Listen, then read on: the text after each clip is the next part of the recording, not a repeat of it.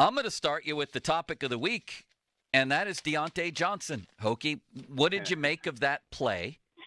And what do you make of how things have gone down since then? I'm curious whether you guys in your career ever ran into a situation like that where someone had to apologize for something in front of the team. Listen, yeah, people apologize for this and that. I've never had somebody get up in front of the team when I played for the Steelers and apologize for something that was so egregious, right? People want to downplay it. People want to upplay it. But the reality is the culture that we had on the Pittsburgh Steelers team, we had leaders that wouldn't allow that. We had guys that in that locker room that would never do that. And the reality is that Diontae Johnson is one of the leaders of the Pittsburgh Steelers, and he acted like that. You would have never seen Hines Ward do something like that. You would have never seen Jerome Bettis do something like that, or Troy Polamalu, or Aaron Smith. And that wasn't in our DNA as a team. And so it's disappointing and really just upsetting to see that one of your leaders did that. Is an apology in front of the team enough? I mean, they all said, okay, we're going to move on. I guess they have no choice. But, just last week, Diontae was reportedly involved with Minka, and he was yelling at a sideline coach. Last year, he got involved with Trubisky at halftime of the Jets game. When is enough? Is this guy starting to wear out his welcome a little bit? Well, I think he wears out his welcome when he stops producing, right? The team will Coach Tomlin will put up with his behavior until he stops, putting up numbers and stops being a tremendous asset for this team. The minute that he stops producing, he'll be gone. I mean, you think of guys over the years. I think of one guy, Jeff Reed, a good friend of mine, who was a great kicker for so many years, and then he struggled. He was a distraction for a lot of years, right? Not so much on the field, but off the field. And then he started to struggle. He was gone. So what happens is you make yourself expendable, and you make it easy to get rid of you the moment you have some struggles. So, Hoke, listening to Diontae yesterday, I thought at times it went well, but one of his answers was, I didn't know the play was still going. He's still clinging to that one. And I want to know from you what you thought was worse. Didn't know the play was still going. Okay, forget about the fumble. Let's go back to the snap.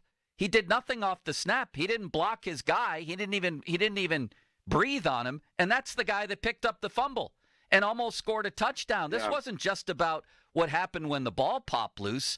It was what happened from the beginning of that play, right? No, yeah, I mean, you're exactly right. But here's the thing.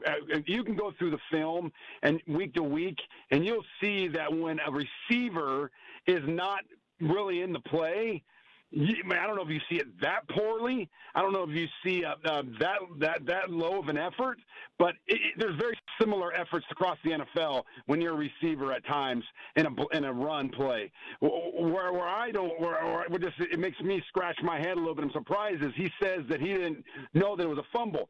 You see him as he turns and he sees the ball and he sees the DB take off the ball. He does kind of pick up for a second and stops again. Like you can see him kind of tighten up. Like he knows something's going on, but again, just continues his walk. And that to me is what is alarming. Is just really, I believe that he didn't know. But you could tell by his little quick reaction to him running, and he still didn't react. If that would have gone for 6, this would be a much bigger deal.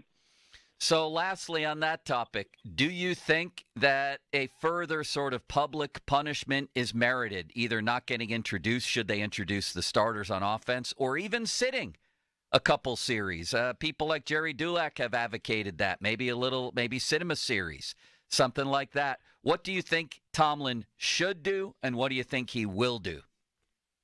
Well, I believe that when it's your leader, I mean, listen, people talk so much about the Patriots and the Patriot way and Bill Belichick, really how he ruled that building and that team with an iron fist.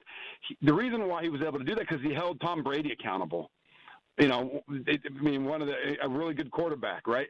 Held him accountable, and. When you look and you say, hey, my coach keeps the number one player on our team, holds him accountable, he's going to hold me accountable. But if you don't hold your number one receiver accountable or your best offensive player accountable, what kind of message does that send throughout your team? And so I'm a proponent of holding people accountable for their actions, so you don't, one, enable the behavior, and two, you don't send a message to the rest of the team saying that behavior is acceptable. And what do I think that Coach Tomlin's going to do? I believe that, at worst, he may do what George Pickens happened to him a couple weeks ago, where he didn't come out introduced. I don't think anything's more than that. Coach Tomlin does not have a record of doing what you're talking about, sitting a guy down for a quarter, sitting a guy down for a half. I don't see that happen. This would be the best game to do it, because the Arizona Cardinals, really, in the reality, we could probably beat them playing with our backups. And so that's the reality of this thing, but I don't see it happening.